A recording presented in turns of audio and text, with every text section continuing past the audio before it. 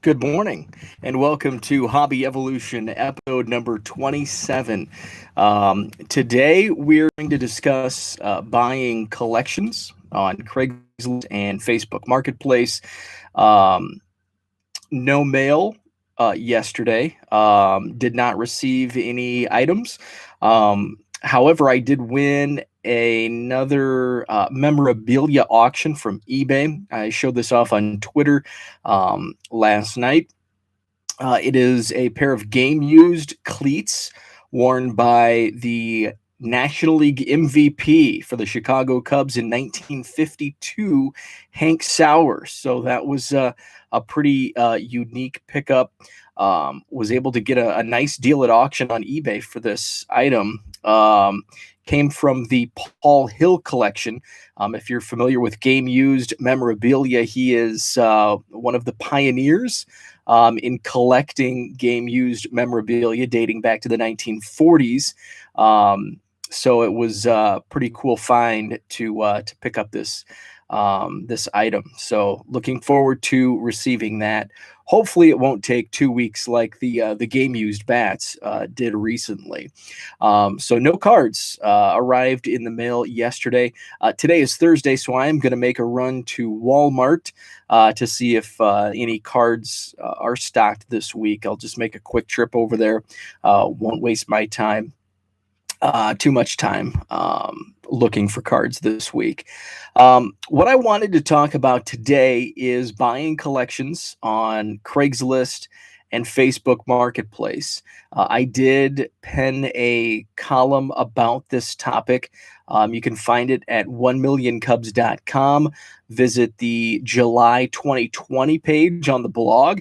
It will be in that section. I kind of outline what I do as far as searching for large collections. And then once I find something that I may be interested in, I look to price it out. Sometimes there may be something I'm interested in, but the price is maybe not in my eyes. It may seem ridiculous, so I will not waste my time. Other times I will throw an offer out there. Sometimes I'll just go and look. So it just depends on what's in it, and every item posted is unique because every seller is unique. They may just post a really high price to fish for offers. So you just kind of have to go into it with an open mind in searching for these collections. So I wanted to talk about two recent, and I won't call them collections because they were one's not even a collection. It's just a lot of cards. And that's probably a better term to use on these two specific examples, just lots of cards. So the first was on Craigslist, a decent price at $100, posted here in Madison, Wisconsin. Um, it was a it was all junk era. It was splayed out on the floor, binders, boxes. I think there may have been a couple of complete sets, but we're talking 90 Fleer.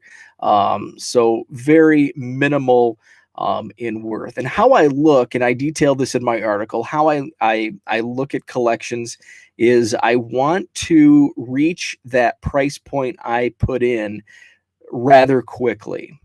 So what I'm looking for, if there's a $100 posting, but it's all dollar cards, I probably won't waste my time. But if there's a $100 listing and there's, a $40 card or a $20 card or a few $20 cards, I can look at it. Okay, I can make my $100 back fairly quickly. And then over time, I'll throw the rest, the dollar cards, the $5 cards in my eBay store. And over time, I'll make a little bit of profit on top of what I put in, of course, keeping all of the Cubs cards and items within each collection. So this particular Craigslist $100 lot of cards, there wasn't anything that would sell for at face value from what was pictured, nothing over $5. A bunch of random $1, $2 cards that I could pick through. there was a page, there was a binder with a page showing of 9 Michael Jordan cards, from the early 90s. It's junk era, but those sell for a couple bucks. There was another page of Bulls with a Michael Jordan card. There's another couple bucks. There was a page showing of 87 tops. There was no McGuire, Bo Jackson, Barry Bonds showing, but there was a Canseco that might sell for $1. So there was a lot of low end stuff. It would take me quite a long time to reach that $100 mark, but I was interested at a low price. So I sent him a message offering $50. Sometimes depends on the seller. Sometimes they'll take it. Sometimes they'll counter. Sometimes they'll just flat out rejection. This guy flat out rejected. Just sent me a response. Sorry, no. The listing is no longer up. And $100 on this particular lot is not ridiculous. But for what I'm looking for, I'm not looking to collect all of it. I'm looking to piece out the Cubs, take the Cubs, and then sell the rest and try to break even and make a small profit. I say if you're individually, one of your professors will say, break even makes you starve, because you have to make money. Obviously this is mostly a hobby for me. I like to sell cards on the side just to recoup the money that I'm putting in for cards, and especially postage for trades, but to enhance my own Cubs collection. So breaking even on a collection like this, a lot like this, won't make me starve, but that's kind of how you have to view when picking up a collection, especially if you're simply looking to flip. So so that one fell through. There was a Facebook Marketplace who actually was somebody I bought from probably 5 years ago. It was one of my first collections that I bought here when I moved to Wisconsin. Ironically, he was friends with an old neighbor of mine, a guy who lived just 2 doors down from me growing up in a small town. So it's kind of funny who you run into in some of these deals. So the first collection I bought from him was a great collection. I think I paid $200 and it filled my SUV. And there were monster boxes of 78 tops. I think there was a monster box of 76, 77. This is all baseball. 79, 80. A lot of early 80s. So I was looking to piece together sets, but then, when I was looking at 85, the McGuires were taken out, some of the stars were taken out. So it was going to cost, more money to put in to finish the sets than what I could do to resell. And I'm not a set collector. So some of that collection is still behind me. So he had posted a lot of 1975 Topps baseball, and he showed off several pictures. They looked to be in really nice condition. There was over 500, and he had a price of $220. Now, how I looked at this collection is I can piece out these and I can do a variation listing on eBay. And I've done so with several 70s Topps football sets, 73, 74, 75. And almost every day I'm selling, a couple cards at 99 cents from these sets. So I know that I could move many singles out of this lot for 99 cents. And maybe if there's some minor stars, there was a Keith Hernandez rookie in there that, could sell for a few bucks. So I had to do the math, but again, at 99 cents, if I sell all of them at 99 cents, my profit is about a quarter. So how many of the 99-cent listings do I have to sell to hit the break even at 220? I could probably negotiate down, and maybe my goal, my target looking over this lot was 150. But a couple things came to mind in my decision to turn away. First was, how many of these cards am I going to have to sell to even reach $150 back? If I get it at my target. Likely will probably land somewhere in the middle, 175, 180 is my guess at probably what the counter would come back. So I have to look at how many cards I have to sell. It does take a few hours, especially, listing 500. There will likely be two variations. I think 250 is the max for variations per listing on eBay.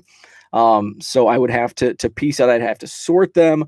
I'd have to look them over, make sure there's no paper loss, no creasing. Because in variation listings, I'm going to just do a blanket. These are G to VG, and something to that effect.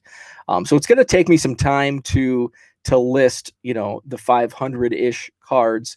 And I have to assume that what I sell is at 99 cents, with which is about a 25-cent profit for me. So that has to add up. And I don't mind sitting on them for a few months before reaching that.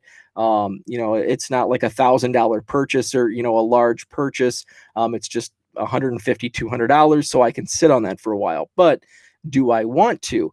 The main reason I turned this down is I think I could reach that at some point.